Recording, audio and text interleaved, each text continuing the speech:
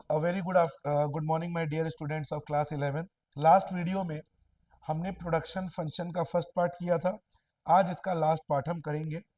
आपके annual exam में ये जो मैं अभी टॉपिक पढ़ाने जा रहा हूँ, लॉ ऑफ वेरिएबल प्रपोर्शन, बहुत बहुत इंपॉर्टेंट है, जो लगभग 6 मार्क्स में आपके आने के चांसेस बहुत ज्यादा है।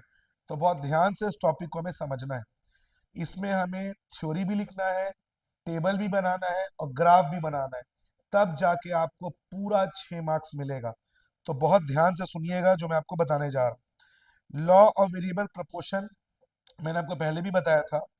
किसी भी, इधर ध्यान दो, प्रोडक्शन को अगर मुझे बढ़ाना है, अगर मान लो मेरी कार की फैक्ट्री है, कार का प्रोडक्शन है, मैन्युफैक्चरिंग यूनिट है, तो कार के प्रोडक्शन को बढ़ाने के लिए मुझे लेबर बढ़ाने पड़ेंगे, मुझे रॉ मटेरियल लाने पड़ेंगे। तो लॉ ऑफ वेरिएबल प्रपोर्शन ये कहता है, वेरिएबल, वेरिएबल मतलब होता है चेंज, कि एक फैक्टर को आप चेंज करेंगे और बाकी फैक्टर को आप कांस्टेंट रखेंगे, तो क्या होगा, शुरुआत में आपका प्रोडक्शन बढ़ेगा, फिर कांस्टेंट होगा और फिर डाउन हो जाएगा। और मैंने आपको बोला भी था ये होना ही है। जैसे मान लीजिए अभी गर्मी की मौसम आने वाली है, अब मार्च अप्रैल से एसी कूलर इन सब का प्रोडक्शन बढ़ेगा, पीक पे जाएगा अप्रैल मई में। जैसी बारिश आएगी वो डाउन आ जाएगा। ठीक है, जैसे भी ठंड खत्म होने वाली है, तो जब दिसंबर जनवरी है तो प्रोडक्शन बढ़ेगा, उसके बाद जनवरी फरवरी में टॉप पे पहुंचेगा कांस्टेंट, और जैसे ही मार्च अप्रैल गर्मी आएगी, जो गीजर है, रूम हीटर, इनका प्रोडक्शन डाउन हो जाएगा।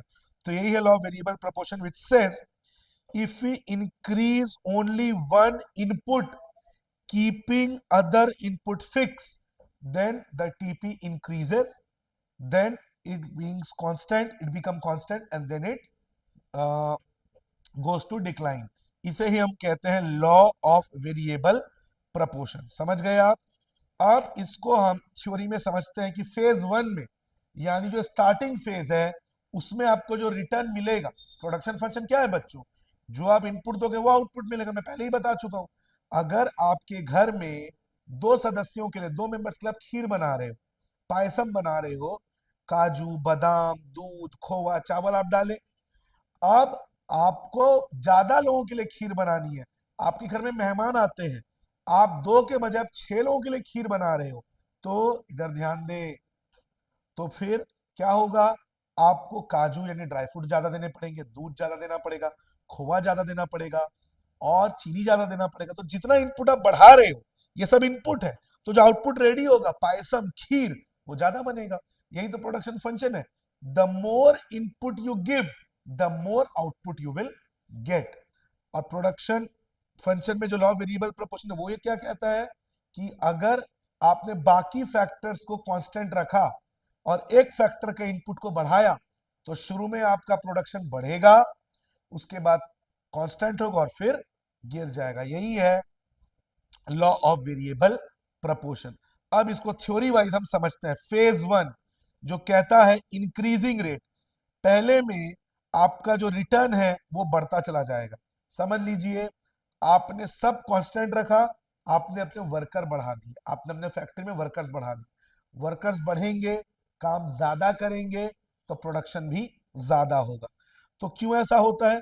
Because initially quantity of variable input is too small as compare to the fix input. अब समझिए इस चीज को, आपकी जो मशीन है, try to understand the concept, आपकी मशीन में 100 वर्कर काम कर सकते हैं, 100 वर्कर्स, लेकिन शुरुआत में आपके पास 20 वर्कर थे, 20 वर्कर्स, यानी जो फिक्स फैक्टर है मशीन, उसके कंपैरिजन में जो आपके वर्कर्स हैं उनकी संख्या बहुत कम है।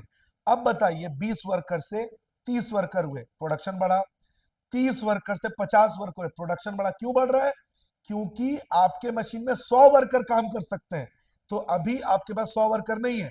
तो जब तक 100 वर्कर आप लेकर नहीं आते, आपका प्रोडक्शन बढ़ता जाएगा, जब तक आपका फिक्स इनपुट आपके वेरिएबल इनपुट से मैच नहीं करता। एक और एग्जांपल देता हूं आपको। आपकी 10 एकड़ खेत है या जमीन है, जिसमें आप लैंडलॉर्ड है, यानी कि आप जमींदार है। तो जो किसान है, जो एक टेनेंट किराएदार की तरह आपके यहाँ मजदूरी करेगा या खेती करेगा, उस 10 एकड़ खेत में कम से कम 100 वर्कर या 200 वर्कर काम कर सकते, मान लेते हैं 50 फार्मर उस एकड़ खेत में काम कर सकते हैं, लेकिन शुरुआत में आपके पास सिर्फ 15 वर्कर्स हैं। इसका मतलब वो 15 वर्कर क्या उस पूरे खेत को यूटिलाइज कर पा रहे हैं? नहीं कर पा रहे, यानी पूरे खेत का इस्तेमाल नहीं हो रहा है। अब जैसे जैसे वर्कर बढ़ेंगे, 15 से 20, 20 से 25, 30, 40, जैसे जैसे वर्कर बढ़ेंगे पूरे खेत का यूटिलाइजेशन बढ़ेगा।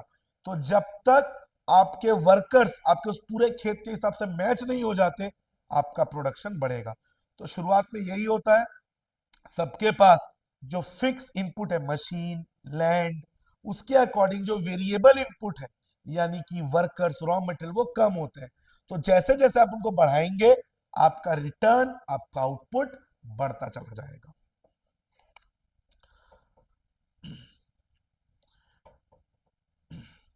फेज टू, जो फेज टू है बच्चों, डिमिनिशिंग रिटर्न। पॉज करना। जो सेकेंड फेज है बच्चों, इनिशियल स्टेज तो हो गया जब प्रोडक्शन एकदम टॉप पे गया, वर्कर बढ़ रहे हैं, है ना। आप समझ जाइए ना, जैसे फॉर एग्जांपल अभी ठंड ठंड दिसंबर से नवंबर दिसंबर से चालू होती है, गुलाबी ठंड, भीनी भीनी ठंड। लेकिन जैसी जनवरी आता है, जो ठंड होती है अपने पीक पे पहुंच जाती है। अब आप समझिए, नवंबर दिसंबर में जो दुकानें हैं, जो प्रोडक्शन यूनिट है, जो रूम हीटर, गीजर, स्वेटर ये सब बना रहा है, वो अपना प्रोडक्शन बढ़ाएगा। क्या शुरुआत में ही मुझे बताइए, जैसे ही नवंबर दिसंबर चालू होता है, क्या एकदम से लोग स्वेटर वाला खरीदना चालू कर देते हैं? धीरे धीरे बढ़ता है। तो जैसे जैसे लोगों का डिमांड बढ़ेगा, नवंबर दिसंबर में प्रोडक्शन भी बढ़ेगा। आप खुद देखिएगा दुकानों में जाके नवंबर दिसंबर में कितनी सारी शॉप्स में पूरे भर भर के स्वेटर भरे होते हैं। तो ये इनिशियल स्टेज है।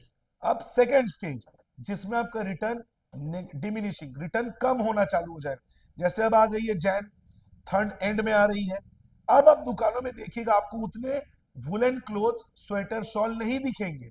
क्यों?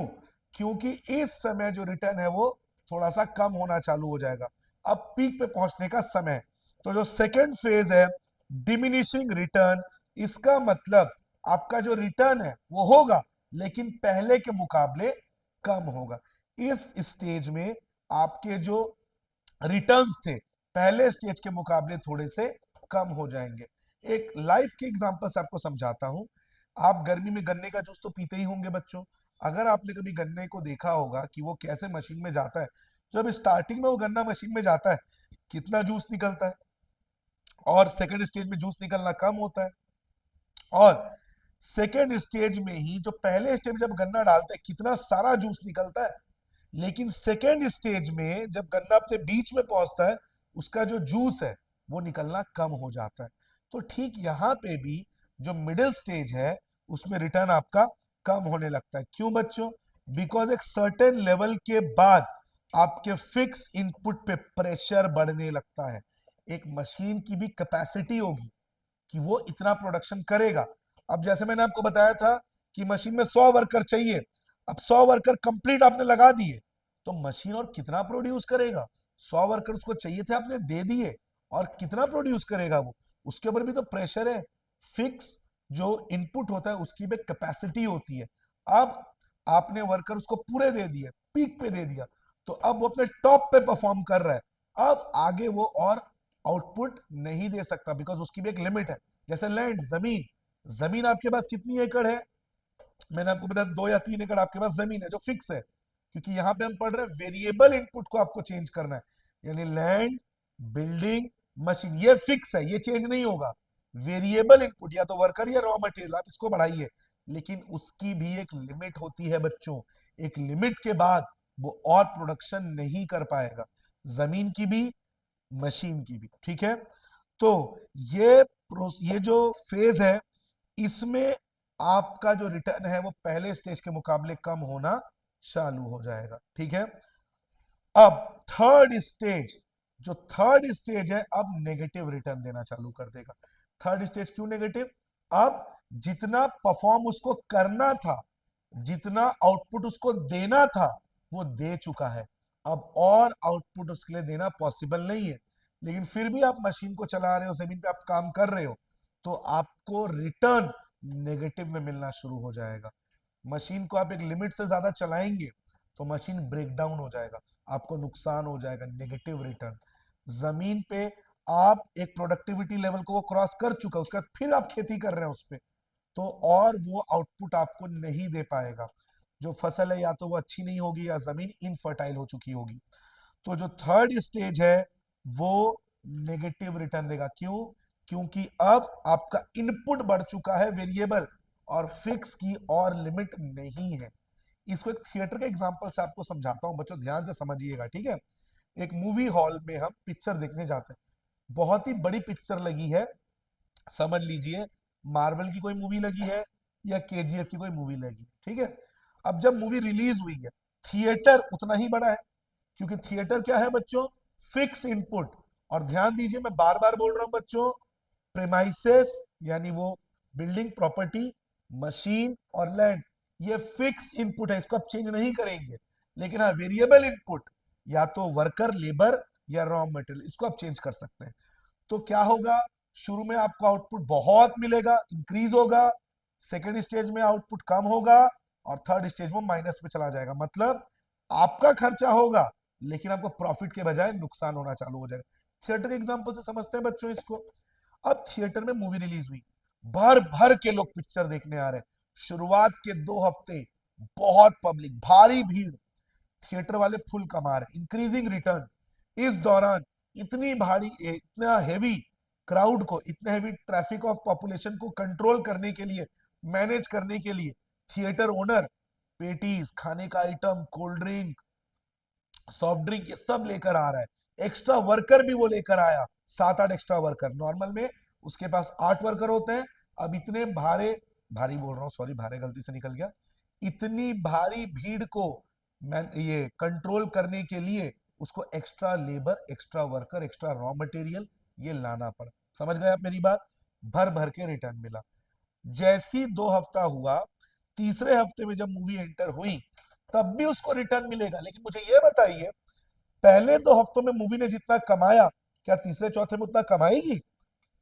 तीसरे चौथे में उसकी कमाई कम हो जाएगी। आपने खुद भी अभी नोटिस किया, पुष्पा 2 जब रिलीज हुई थी, पहले 2 हफ्ते में ही उसने 200-250 करोड़ कमा लिया, लेकिन जैसे जैसे वो तीसरे चौथे हफ्ते में गई उसका रिटर्न नेगेटिव हुआ। तो जो सेकेंड स्टेज है, तीसरा चौथा हफ्ता, मिडिल स्टेज, इसमें भी थिएटर ओनर कमा रहा है। समझ गए आप? क्योंकि शुरुआती स्टेज में उसका रिटर्न बहुत ज्यादा था, ठीक है। और क्यों ज्यादा रिटर्न वो कमा रहा है? क्योंकि जो थिएटर की सिटिंग कैपेसिटी है वो 2000 लोगों की है, और इतने लोगों को उसने थिएटर में कभी बिठाया नहीं। क्यों? क्योंकि उतनी बड़ी पिक्चर आई नहीं। तो इस पिक्चर के आने के बाद उसका थिएटर, जो उसका फिक्स इनपुट है, वो पूरा यूटिलाइज हो रहा है, पूरे पब्लिक उसको कैप्चर कर रही है, इसीलिए शुरुआत में उसको रिटर्न ज्यादा मिला। सेकेंड स्टेज में अब थिएटर पूरा बुक है, पूरा कैपेसिटी भरा हुआ है, तो अब उसका जो रिटर्न है वो धीरे धीरे कम होना चालू हो जाएगा। रीजन क्या है इसका? क्योंकि अब जो थिएटर है वो अपने पीक में परफॉर्म कर रहा है, ठीक है। तो सेकंड स्टेज में उसका रिटर्न जो है बच्चों वो कम होना चालू है। थर्ड स्टेज, अब मूवी 1 महीना हो गया, अभी भी वो मूवी को लगा के रखा है, थिएटर उतना ही बड़ा है लेकिन जो पब्लिक है वो कम हो गई है। अब बताइए, अगर वो जो वर्कर वो रखा हुआ है, 8 से 16 वर्कर हो गए थे उसके पास, क्या वो वर्कर अब जरूरत है उसको? नहीं है। क्यों? क्योंकि उस पूरे थिएटर में अब उतनी पब्लिक नहीं आ रही है, यानी फिक्स इनपुट के मुकाबले जो वेरिएबल इनपुट है वो कम है, उतनी पब्लिक नहीं है। तो जो लेबर आप दे रहे हो, बेकार में दे रहे हो, उतने लेबर की आपको जरूरत नहीं है, उनको आपको सैलरी देना पड़ेगा, बिजली का बिल आएगा थिएटर का ज्यादा, सॉफ्ट ड्रिंक्स आप मंगा रहे हैं लेकिन पब्लिक उतनी है ही नहीं। तो जो फिक्स इनपुट है थिएटर उतना बड़ा, उसके मुकाबले जो वेरिएबल इनपुट है, रॉ मटेरियल और पब्लिक, वो बहुत ज्यादा है। तो थिएटर ओनर कमाएगा तो नहीं, उल्टा उसको क्या होना चालू हो जाएगा? Loss, negative return. तो ये होता है तीनों स्टेज, जिसमें शुरू में आपको मिलता है इंक्रीजिंग रिटर्न, सेकेंड में डिमिनिशिंग रिटर्न, और थर्ड में नेगेटिव रिटर्न। अब रीजंस, क्या रीजंस है बच्चों इसके पीछे? ये तो मैंने आपको बता दिया फेजेस। अब रीजन समझते हैं। जो पहला रीजन है फेज 1 में, जिसमें हमको इंक्रीजिंग रिटर्न मिलता है, बेटर यूटिलाइजेशन। फर्स्ट फेज में जो फिक्स फैक्टर जैसे लैंड वो बहुत बड़ा है, थिएटर बहुत बड़ा है, लेकिन अभी हमारे पास उसको संभालने के लिए उतने वर्कर, उतना रॉ मटेरियल नहीं है। मतलब स्टार्टिंग स्टेज में आप फिक्स फैक्टर का पूरा इस्तेमाल नहीं कर रहे हो, तो जैसे जैसे पब्लिक आएगी, जैसे जैसे लेबर आएगा, जैसे जैसे रॉ मटेरियल आएगा, आप पूरे उस फिक्स इनपुट को आप यूटिलाइज करना चालू करेंगे, और जैसे जैसे यूटिलाइज करेंगे आपको रिटर्न मिलता चला जाएगा। Second reason, increase efficiency of variable factor. जब आप लेबर या रॉ मटेरियल दोनों में से कुछ एक बढ़ाएंगे, तो फिर आपने अपने लैंड का बहुत बेहतरीन तरीके से इस्तेमाल किया। आप सोचिए, इतनी बड़ी मशीन है लेकिन उसमें वर्कर काम ही नहीं कर रहा है, वो मशीन कबाड़ से ज्यादा कुछ नहीं है, स्क्रैप है वो, लेकिन उसी मशीन में आप वर्कर्स लेके आ रहे हैं, तो फिर वो मशीन वर्कर के साथ कोऑपरेट करके आपको बहुत बढ़िया रिटर्न देगा। Third, indivisibility of fix factor. जो फिक्स फैक्टर है, जब उसको हम डिवाइड नहीं कर सकते। भाई एक बात बताइए, एक मशीन है, मशीन तो कार प्रोड्यूस करेगा, अब उसमें आप 2 वर्कर काम करे, 4 वर्कर करे, 6 वर्कर करे, ऐसा तो नहीं हो सकता कि 2 वर्कर आ रहे मशीन में आधा काम कर ले, 6 वर्कर आ रहे तो मशीन में ज्यादा काम हो जाएगा। मशीन को तो आप डिवाइड नहीं कर सकते ना बच्चों। वंस एन इन्वेस्टमेंट, तो एक बार आपने इन्वेस्टमेंट कर दिया, आपने बड़ी सी जमीन खरीद ली, आपने बड़ा सा मशीन ले लिया, तो उसका आउटपुट तभी बढ़ेगा अगर आप उसमें वेरिएबल इनपुट दोगे। जमीन तब तक किसी काम का नहीं है जब तक उसमें लेबर आके काम ना करे, मशीन तब तक काम का नहीं है जब तक उसमें लेबर या रॉ मटेरियल्स आके उसमें ना हो। तो इस वजह से स्टार्टिंग स्टेज में, जो इनिशियल स्टेज है, हमें रिटर्न ज्यादा मिलता है कि फिक्स फैक्टर डिविजिबल नहीं है, इंडिविजिबल है। दूसरा, कोऑपरेशन विद वेरिएबल फैक्टर। और first, under utilisation of fix factor. Starting case में आपके पास वर्कर कम है, मशीन बहुत बड़ी है या लैंड बहुत बड़ा है, धीरे धीरे आप इनपुट लेकर आएंगे तो आप पूरा यूटिलाइज करेंगे, और जब तक वो पूरा यूटिलाइज नहीं हो जाता आपका रिटर्न बढ़ता जाएगा। दूसरा दूसरा स्टेज क्या था बच्चों? Diminishing return. रिटर्न आपको अभी भी मिलेगा, प्रॉफिट्स आपको अभी भी होंगे, लेकिन स्टार्टिंग स्टेज के मुकाबले कम होंगे। क्यों?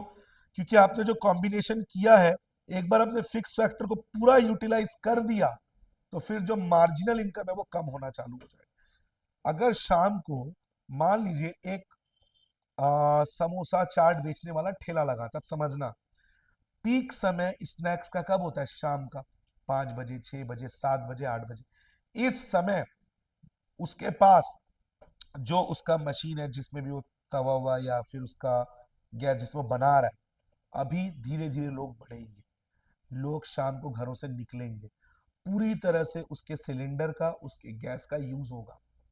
जैसे जैसे लोग बढ़ेंगे वो और समोसा बनाएगा और चाट बनाएगा, 5 से 8 वो भयंकर पैसा कमाएगा। First stage.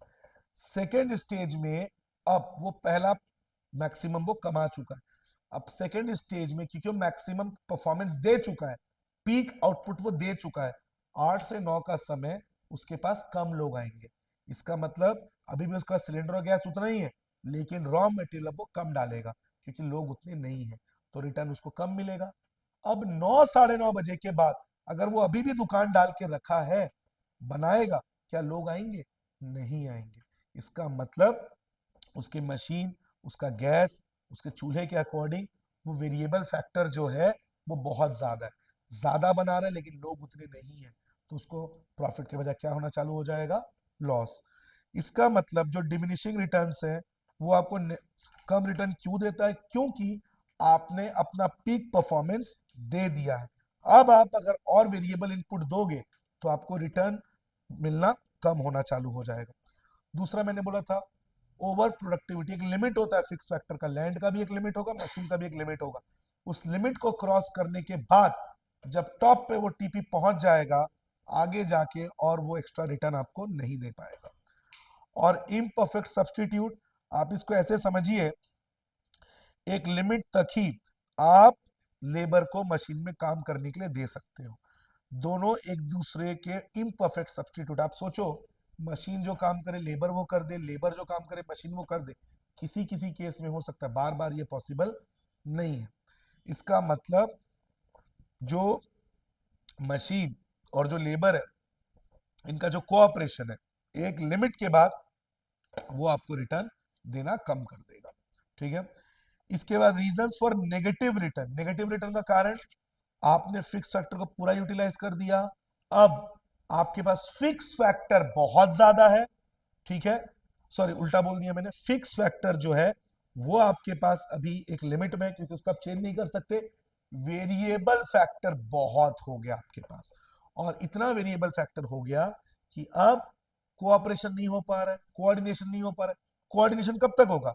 मशीन लेबर एक प्रपोर्शन में हो, कि मशीन को जितने लेबर चाहिए उतने ही हो, लेकिन अब मशीन को तो आप बढ़ा नहीं सकते, वो फिक्स है, लेकिन लेबर आप बढ़ाते चले जा रहे हैं, बढ़ाते चले जा रहे हैं, तो लेबर बहुत बढ़ गया, मशीन कम है, तो कोऑर्डिनेशन कहां हो पा रहा है? आपको लेबर को सैलरी देना पड़ेगा, लेकिन मशीन एक लिमिट तक ही आपको रिटर्न दे पा रहा है, तो आपका रिटर्न माइनस में चला जाएगा, निगेटिव में चला जाएगा। और वेरिएबल फैक्टर भी काम करते करते उसकी एफिशिएंसी भी खत्म हो जाएगी। क्यों? वो कब से काम कर रहा है, फर्स्ट स्टेज, सेकेंड स्टेज। भाई नींबू से भी आप रस निचोड़ते हो, शुरू में बहुत रस देता है, बीच में रस कम होता है, उसके बाद भी निचोड़ोगे तो वो कड़वा लगने लगता है। क्यों? उसके अंदर जितना था आपने निचोड़ लिया, you have taken its maximum output.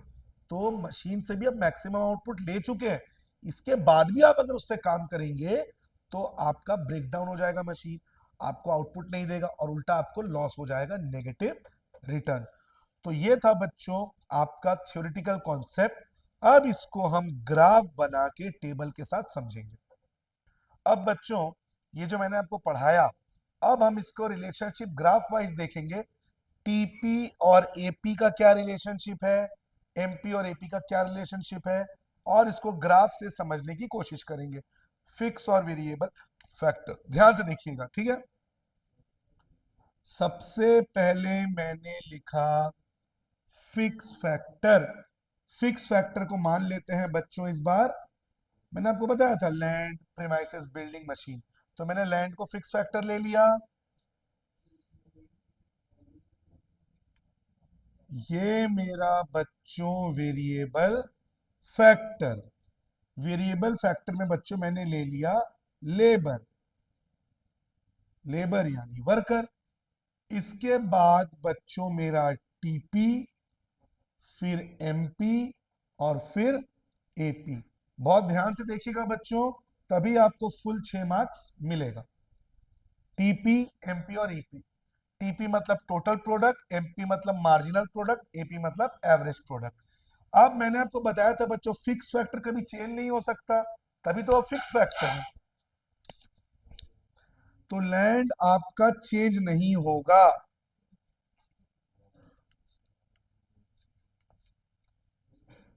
जो लैंड है वो आपका बच्चों बिल्कुल भी चेंज नहीं होगा। जमीन आपके पास अगर 1 एकड़ है तो वो 1 एकड़ ही रहेगा। अब आप अपने मजदूर बढ़ाते हो, लेबर बढ़ा रहे हो, 1 लेबर, अगले में 2 लेबर, फिर 3 लेबर, फिर 4 लेबर, फिर 5 लेबर, और फिर 6 लेबर। यानी जो आपके लेबर है, मजदूर है, वो बढ़ते चले जा रहे हैं। ठीक है, अब सबसे पहले होगा टीपी। ध्यान रखिए बच्चों, टीपी से एमपी में जाना है तो माइनस करना पड़ेगा बच्चों हमको, और टीपी से एपी में जाना है डिवाइड करना पड़ेगा। समझ गए आप? ध्यान दीजिएगा इसको। टोटल प्रोडक्ट, मैंने आपको क्या बताया था शुरू में, टोटल प्रोडक्ट बढ़ेगा। मान लीजिए ये हो गया आपका 10, यानी कि जब आपके पास 1 एकड़ जमीन थी और एक मजदूर ने आपके साथ काम किया या आपके अंडर में काम किया, आपने 10 क्विंटल चावल का प्रोडक्शन किया। समझ गए? अब आपके पास अभी भी जमीन 1 एकड़ है, लेकिन अब आपके पास मजदूर 2 मजदूर हो गए, तो आपकी प्रोडक्टिविटी बढ़ेगी, चावल का प्रोडक्शन बढ़ेगा। तो जो चावल का प्रोडक्शन 10 था, वो चावल का प्रोडक्शन 40 पे हो गया। मतलब अब 1 साल में आपने कितने क्विंटल चावल का प्रोडक्शन किया? 40 क्विंटल चावल का प्रोडक्शन किया। तो आपकी प्रोडक्टिविटी देखिए, पहले 10 थी, अब 40 हो गई। कितनी बढ़ गई? 30 बढ़ गई।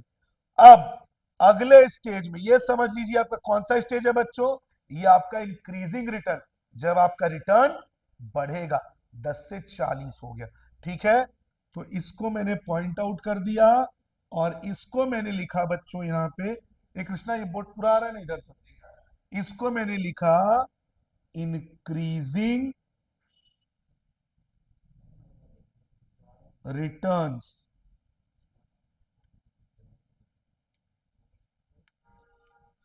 ये आपको इंक्रीजिंग रिटर्न दे रहा है।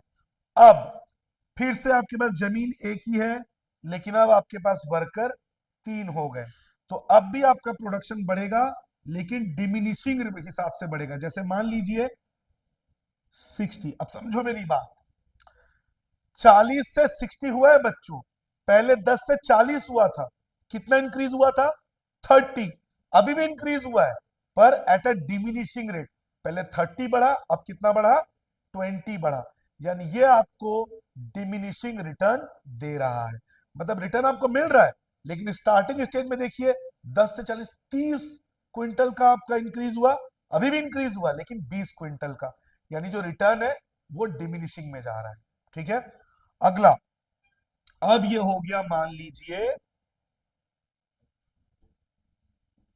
75 पे चला गया, ये अभी भी इंक्रीज हुआ है, लेकिन देखिए 15 इंक्रीज हुआ, पहले 30 इंक्रीज हुआ, फिर 20 इंक्रीज हुआ, फिर 15 इंक्रीज हुआ, मतलब इंक्रीज हो रहा है, लेकिन इंक्रीज का जो रेट है बच्चों वो डिक्रीज हो रहा है। पहले 20 30 बढ़ा, फिर 20 बढ़ा, फिर 15 बढ़ा। तो ये वाला कौन सा रिटर्न, कौन सा स्टेज हो गया बच्चों? Second stage, diminishing return. अब अब आप अपने पीक प्रोडक्शन आप कर चुके हैं, आपके खेत में 4 वर्कर मैक्सिमम काम कर सकते थे, आपकी जमीन पीक प्रोडक्शन कर चुकी है, अब और आउटपुट आपको नहीं दे सकती। यानी कि अब आपके पास जमीन उतनी ही है बच्चों, लेकिन एक्स्ट्रा वर्कर, एक वर्कर बढ़ गया, प्रोडक्शन बढ़ा? नहीं बढ़ा। इसका मतलब ये जो एक्स्ट्रा वर्कर है, इसकी सैलरी आपको एक्स्ट्रा देनी पड़ेगी, प्रोडक्शन तो बढ़ा नहीं, तो कौन सा रिटर्न हो गया? Negative return. और अब आप फिर से, जमीन उतनी है, लेकिन आपने एक वर्कर और ले आए, प्रोडक्शन तो बढ़ नहीं रहा था, उल्टा प्रोडक्शन कम हो जाएगा। बताइए, नेगेटिव रिटर्न हुआ कि नहीं हुआ? तो ये वाला स्टेज कहलाएगा बच्चों नेगेटिव रिटर्न।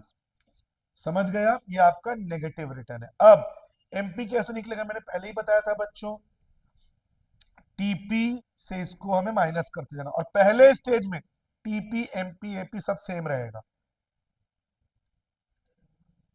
कैसे निकालेंगे एपी को? 10 डिवाइडेड बाई 1, कितना आ गया बच्चों? 10 आ गया, 10। अब 40 से 10 को माइनस करिए, कितना? 30। यही तो एमपी है, मार्जिनल एक्स्ट्रा, कितना आपका एक्स्ट्रा प्रोडक्टिविटी बढ़ा। अब एपी कैसे निकलेगा? 40 डिवाइडेड बाई 2, कितना हो जाएगा? 20। 60 से 40 को माइनस करिए, 20। 60 से 3 को डिवाइड करिए, 20। 75 से 60 को माइनस करिए, 15। 75 को 4 से डिवाइड करिए,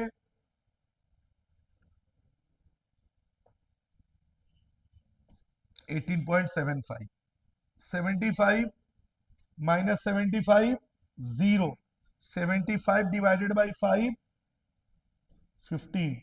70 divided by 75, 70 minus 75, -5। 70 divided by 6, 6 है 66। आ गया आपका एमपी और एपी। तो एमपी कैसे निकलेगा बच्चों? टीपी को सक्सेसिवली माइनस करते जाइए, एमपी आ जाएगा। और एपी कैसे आएगा? टीपी को वेरिएबल फैक्टर से डिवाइड करिए, आपका एपी आ जाएगा। अब हम इसका रिलेशनशिप लिखेंगे। सबसे पहले मैं टीपी और एमपी का रिलेशन लिखूंगा, उसके बाद एमपी और एपी का। ध्यान से देखिएगा, ठीक है कृष्णा? बोर्ड में ऊपर कहां तक दिख रहा है?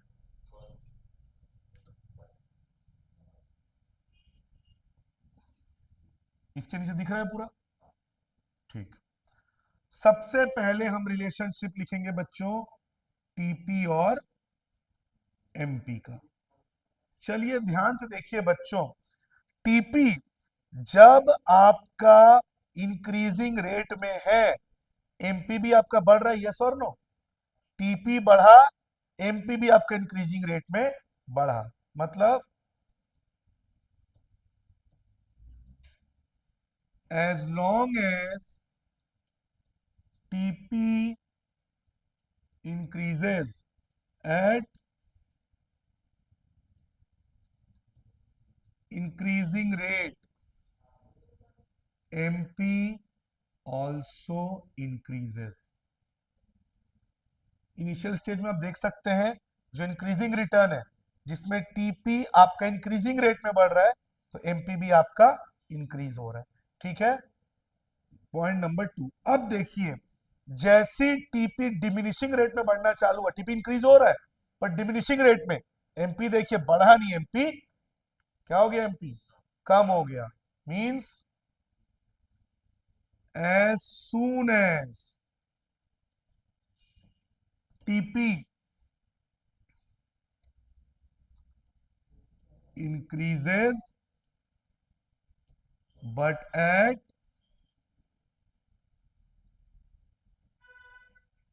diminishing rate, MP decreases। MP down हो गया, MP क्या हो गया, डाउन। आप देख सकते हैं जो डिमिनिशिंग रिटर्न है उसमें MP कम होते जा रहा है। ठीक है, थर्ड, जब टीपी अपने टॉप पे पहुंचा, MP क्या हो गया, 0। when TP is at maximum, MP is equal to 0। Fourth, जैसी टीपी फॉल हुआ, एमपी किस में चला गया, माइनस में। As soon as TP falls, MP becomes negative. तो ये बच्चों रिलेशनशिप हुआ टीपी और एमपी का। अब मैं आपको बताऊंगा बच्चों एमपी और एपी का रिलेशनशिप। ये मैंने आपको टीपी और एमपी का बताया, अब एमपी और एपी का। आप इसका स्क्रीनशॉट ले लीजिए, इसको मिटाऊंगा मैं इसका। एक बार पॉज करना तो कृष्णा। अब बच्चों हम देखेंगे एमपी और एपी का रिलेशनशिप।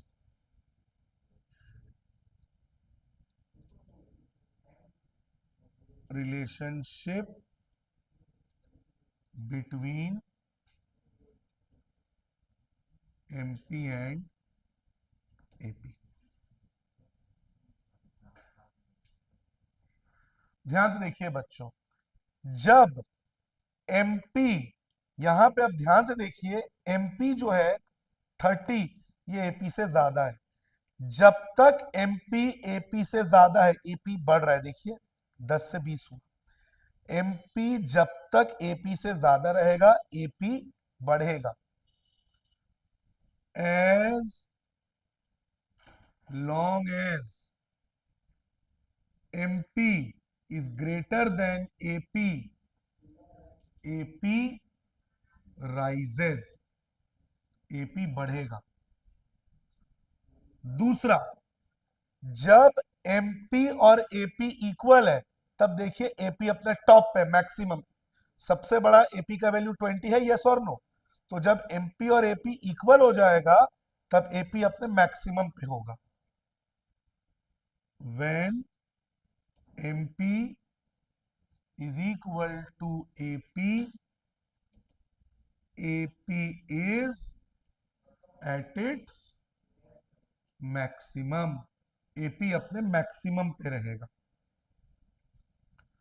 नंबर 3, जैसे ही एमपी एपी से कम हुआ, देखिए एमपी 15 है, एपी से कम हो गया, एपी फॉल होना चालू हो गया, देखिए 20 से एपी गिर रहा है, 18 15 है ना। यानी जैसे ही एमपी एपी से छोटा हुआ, एपी डाउन होना चालू हो जाएगा। as soon as MP is less than AP, AP falls। जैसे ही MP AP से कम हुआ, AP गिरना चालू हो गया। अब देखिए इस केस के बाद MP भी गिर रहा है, AP भी गिर रहा है, बट MP सीधा 15 से 0 हो गया, 15 का फॉल हुआ, जबकि AP 18.75 से 15 में फॉल हुआ। मतलब दोनों फॉल हो रहे हैं, पर MP के गिरने का रेट ज्यादा फास्ट है। Both MP and AP falls, but MP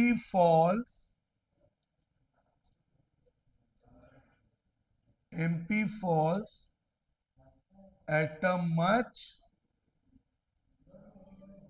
faster rate than AP। और MP माइनस में आएगा, पर AP कभी माइनस में नहीं आएगा। MP becomes negative, but AP never becomes negative। तो ये बच्चों रिलेशनशिप हुआ MP और AP का। तो इसका भी स्क्रीनशॉट ले लीजिए बच्चों। अब हम इसका ग्राफ बनाएंगे, ठीक है, ध्यान से देखिएगा। ये पूरा करेंगे तब आपको 6 मार्क्स मिलेगा।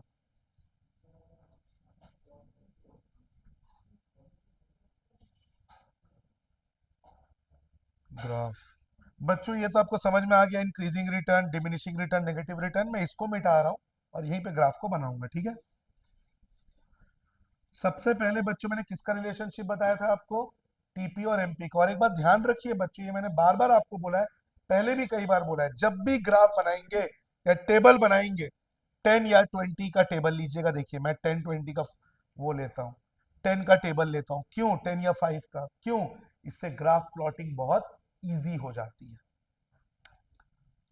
सबसे पहले मैं ग्राफ बनाऊंगा टीपी और एमपी का। चलिए ध्यान दीजिए,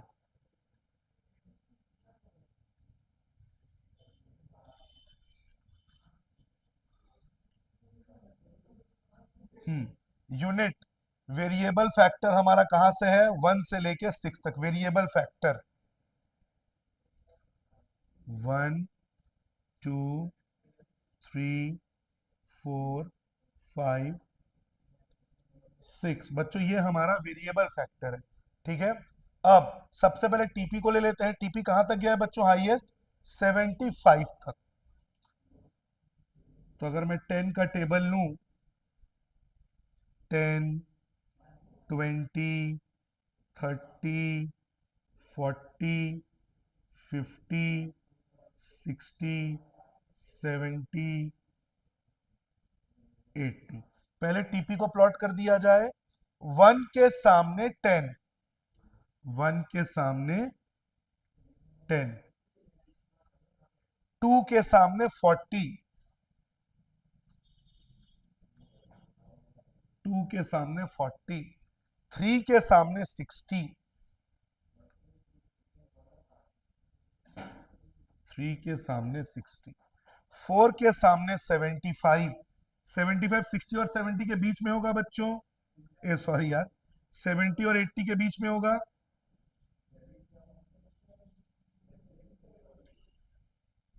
4 के सामने 75, 5 के सामने भी 75 और 6 के सामने 70। अब इसको ज्वाइन कर दीजिए बच्चों।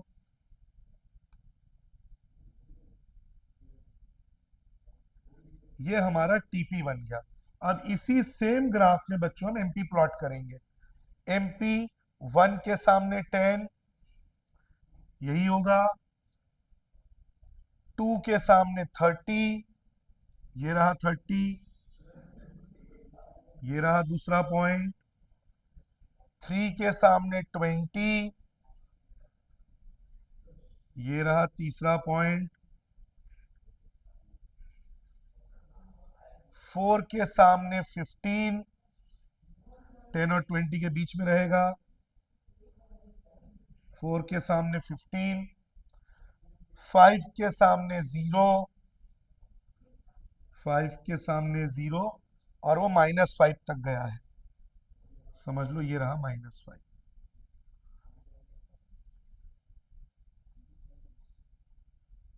अब इसको प्लॉट कर दो।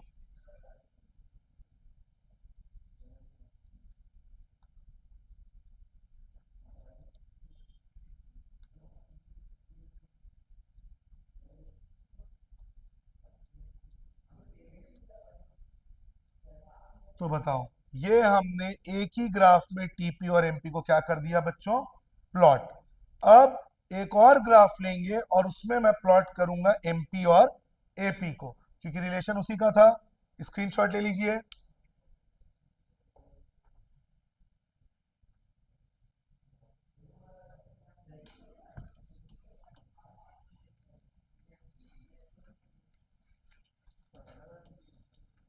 एक टीपी एमपी को एक में दिखाना ना, उसी का रिलेशनशिप था। अब दूसरे में एमपी और एपी। हाँ, अगर लॉ वेरिएबल प्रोपोर्शन में लगा तो पूरा करना पड़े।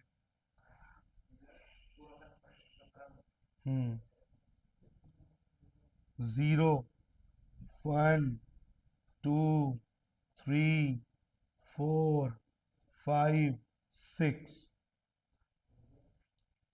और एमपी तो हमने देख लिया है, 30 तक गया है। तो 10, 20, 30, और एपी कहाँ तक गया है, हाईएस्ट 20 तक, मतलब इसी के आसपास ही हो। 5 का गैप ले लेता हूँ, प्लॉटिंग इजी हो जाएगा, बिकॉज में एपी पॉइंट में है। 5 का ले लेता हूँ, 5, 10, 15, 20, 25, 30। कृष्णा, ये एमपी और एमपी दिख रहा है क्या, देख तो जो लिखा हो एमपी और एपी। ठीक, चलिए पहले एमपी प्लॉट कर देते हैं बच्चों। 1 के सामने 10, 2 के सामने 30,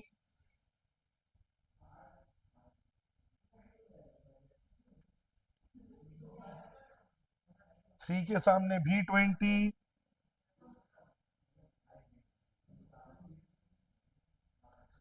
4 के सामने 15,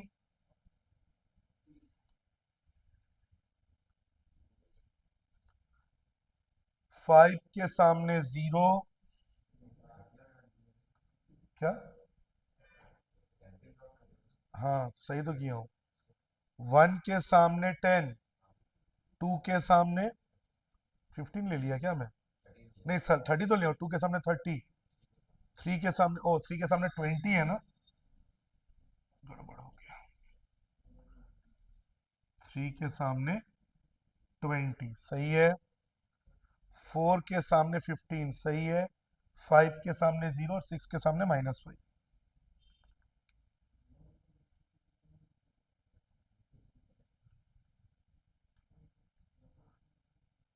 हम्म,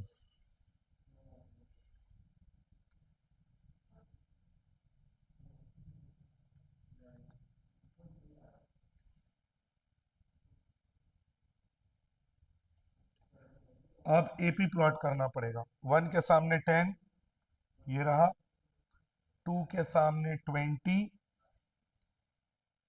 2 के सामने 20, ये रहा, 3 के सामने भी 20, 4 के सामने 18.75, यानी 20 के थोड़ा सा नीचे, यहां ले लेते हैं, ये रहा, 5 के सामने 15, और 6 के सामने 11.76, 10 के थोड़ा सा ऊपर। अब प्लॉट कर दो।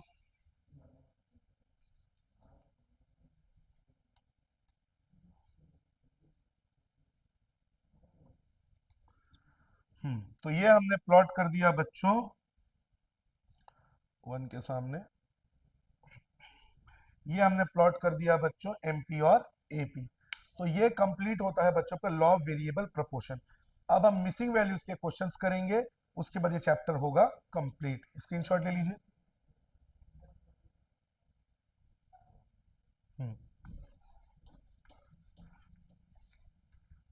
ये वाला क्वेश्चन डिक्टेट करना तो मेरे को, मिसिंग वैल्यू वाला बता रहा हूं कौन सा मिसिंग वैल्यू वाला। बच्चों मिसिंग वाला वैल्यू वाला क्वेश्चन बहुत इंपॉर्टेंट है, ध्यान रखना, एकदम 100% एग्जाम में है ये वाला बोलना। तो एग्जाम्पल नंबर 5 समझ गया, variable TP AP MP, variable factor TP, TP के बाद एपी है क्या, और उसके बाद वेरिएबल फैक्टर कहां से कहां तक दिया बताओ, 0 to 1 2 3 4 5 6 7। अब टीपी 4 के सामने कितना, बाकी खाली, ओके। एपी, एपी में 1 के सामने बाकी खाली। एमपी, एक मिनट, 2 के सामने, 2 के सामने 8, एमपी ना, हाँ, और 3 के सामने 4, हाँ। एक मिनट रुक जा, तो ऐसे लाइन बना दो, इजी पड़ेगा। हाँ, अब क्या बोला एपी, 5 के सामने 5, हम्म, ठीक है, ओके, बस, ओके। चलिए बच्चों देखते हैं इसको, कि यहाँ पे जो जो मिसिंग वैल्यू है वो हमको फाइंड आउट करना है। अब बताइए बच्चों, वेरिएबल फैक्टर अगर 0 है, टोटल प्रोडक्ट अगर 0 है, सॉरी, मतलब आपके पास कोई रॉ मटेरियल कोई लेबर नहीं है, प्रोडक्शन होगा, कोई प्रोडक्शन नहीं होगा। वंस मोर, अगर आपका वेरिएबल फैक्टर नहीं, रॉ मटेरियल वर्कर 0 है, तो क्या प्रोडक्शन पॉसिबल है, मशीन तो रहेगा, जमीन तो रहेगा, काम कौन करेगा। इसीलिए अगर आपका वेरिएबल फैक्टर 0 है तो टोटल प्रोडक्ट भी क्या होगा बच्चों, 0। अगर टोटल प्रोडक्ट 0 है, एपी भी 0, 0 डिवाइडेड, टीपी से एपी निकालना है क्या करके, डिवाइड, और टीपी से एमपी जाना है क्या करके, माइनस। और डिवाइड किसको करोगे, वेरिएबल फैक्टर से, तो 0 डिवाइडेड बाई 0, 0, और अगर टीपी 0 है तो एमपी भी 0। डन पहला वाला। दूसरा, आपके पास एक वर्कर आता है, आपका एपी गिवन है, तो अगर टीपी से एपी में जाने के लिए डिवाइड करते हैं बच्चों, तो सिंपल एपी से टीपी में जाने के लिए क्या करेंगे, इनटू, मल्टीप्लाई, 5 1 जा 5, और टीपी निकल गया तो एमपी कैसे निकालते हैं, माइनस करके, 5 माइनस 0 5। डन। जब टीपी से एमपी में जाते हैं माइनस करके, तो एमपी से टीपी में आएंगे क्या करके, प्लस, ये प्लस दिख रहा है देख तो 8 प्लस 5